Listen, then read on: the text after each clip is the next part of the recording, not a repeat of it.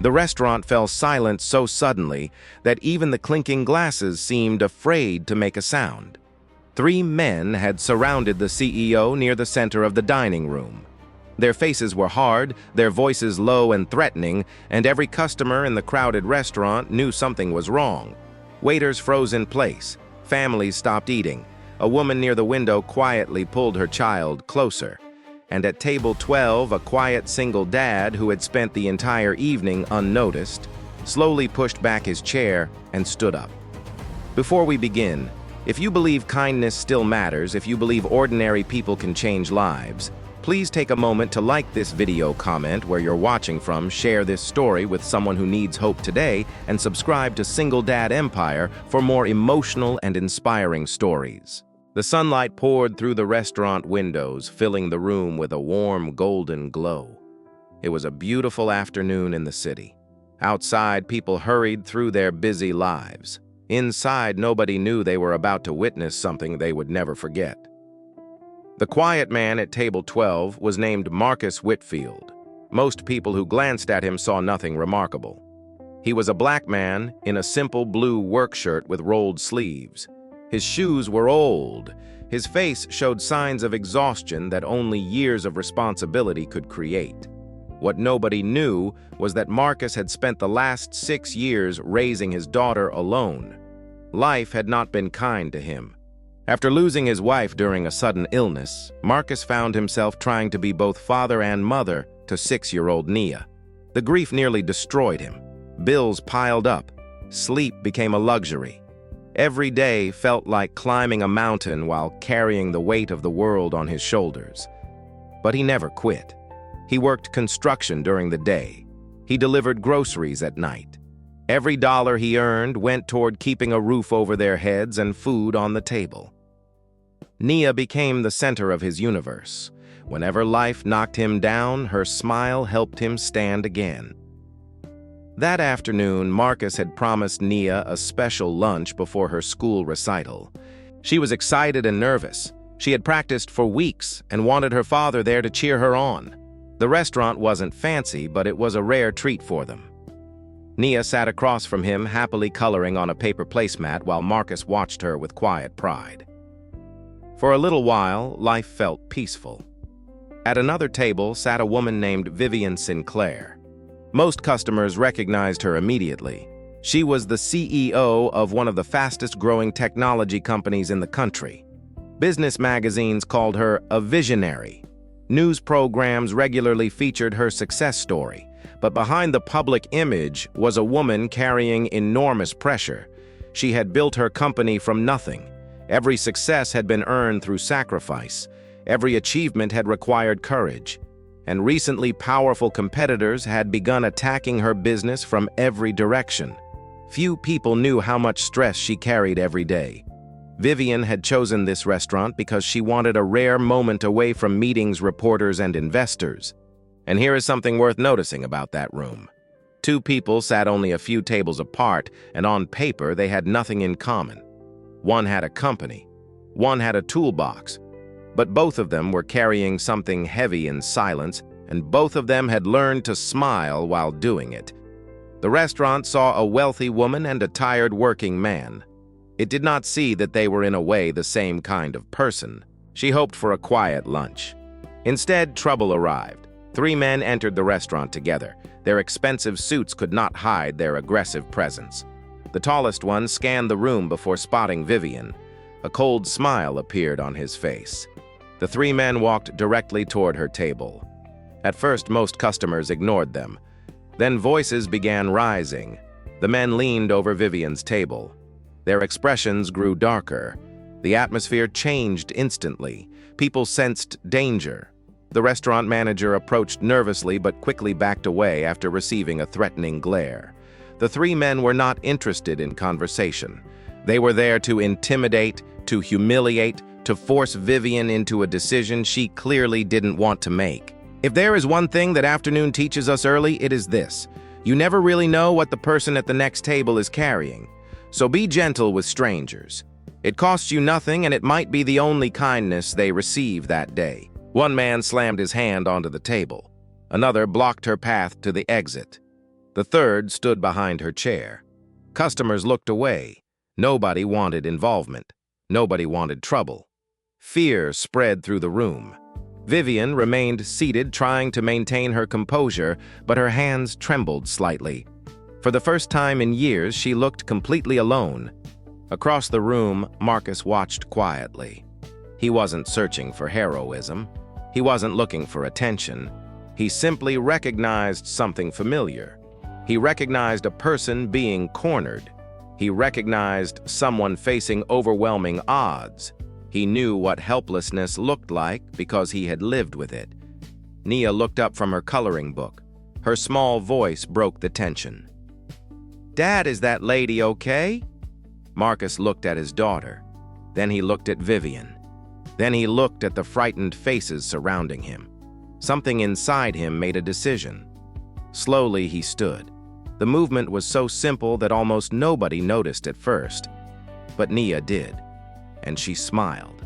Because she knew her father, she knew that whenever someone needed help, he never stayed seated. Marcus walked calmly toward the center of the restaurant.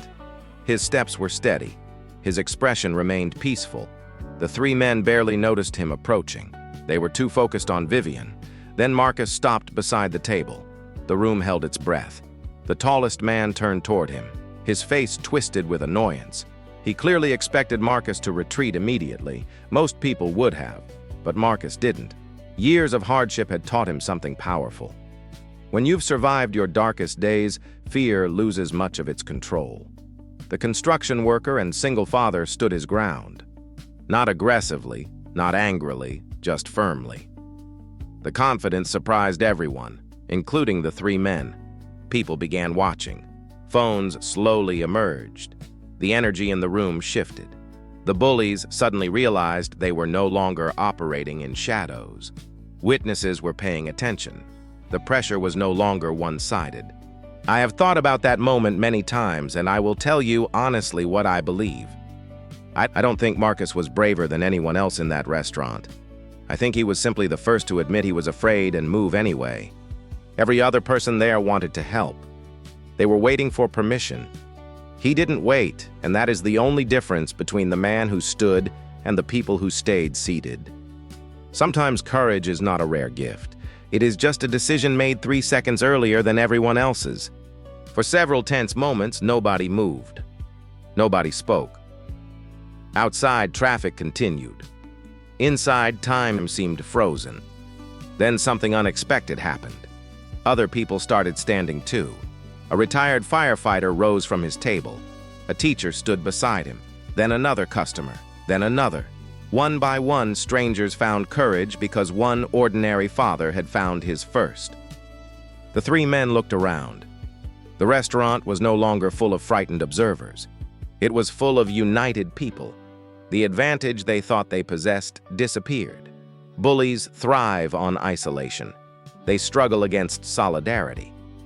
Within minutes, restaurant security arrived. Several customers had already contacted authorities. The three men finally understood the situation had changed.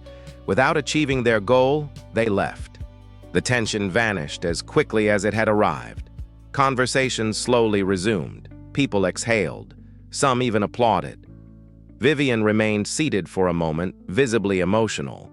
The successful CEO who had negotiated billion-dollar deals suddenly found herself fighting tears. Not because she had been rescued by a powerful executive, not because a celebrity had intervened, but because an ordinary single father had chosen courage when everyone else chose comfort.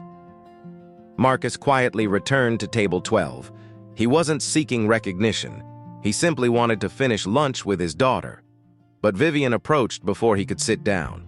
The restaurant watched. Nia watched. Marcus looked slightly embarrassed by the attention. Vivian thanked him, not just for helping her, but for reminding everyone in the room what real leadership looked like. Leadership wasn't about titles. It wasn't about wealth. It wasn't about power. Sometimes leadership was simply standing up when someone needed help. The two spoke briefly. Marcus, his daughter, and her upcoming recital. Vivian listened carefully. For the first time all afternoon, she smiled. "And if that room left us with a lesson, it is a small one. You do not have to fix everything. You only have to be the first to move. The people around you are usually kinder than they look, and most of them are waiting for someone to go first. Several weeks passed. Life returned to normal. Or so Marcus thought. Then one morning his phone rang. A representative from Vivian's company invited him to a meeting. Confused but curious, he agreed.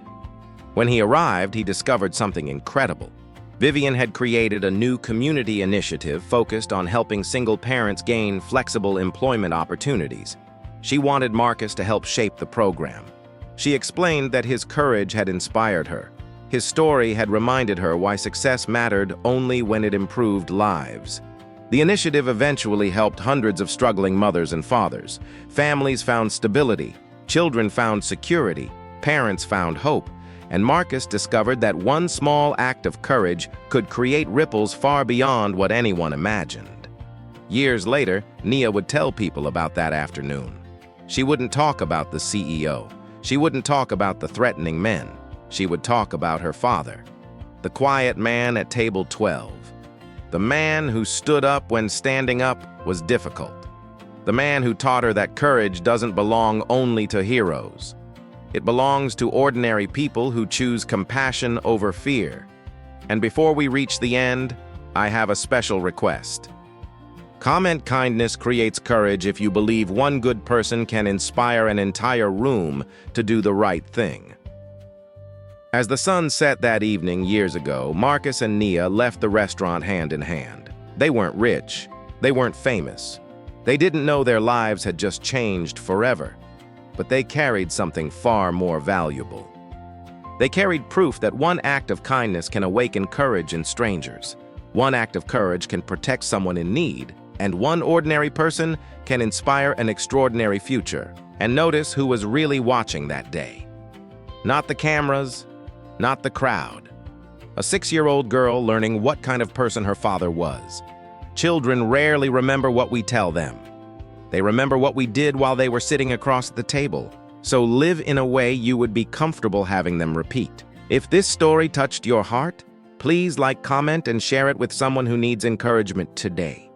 Your support helps these stories reach people who may be struggling and remind them that goodness still exists in the world. Because sometimes the strongest person in the room isn't the wealthiest, the loudest, or the most powerful. Sometimes it's simply the quiet single dad at table 12 who decides to stand up,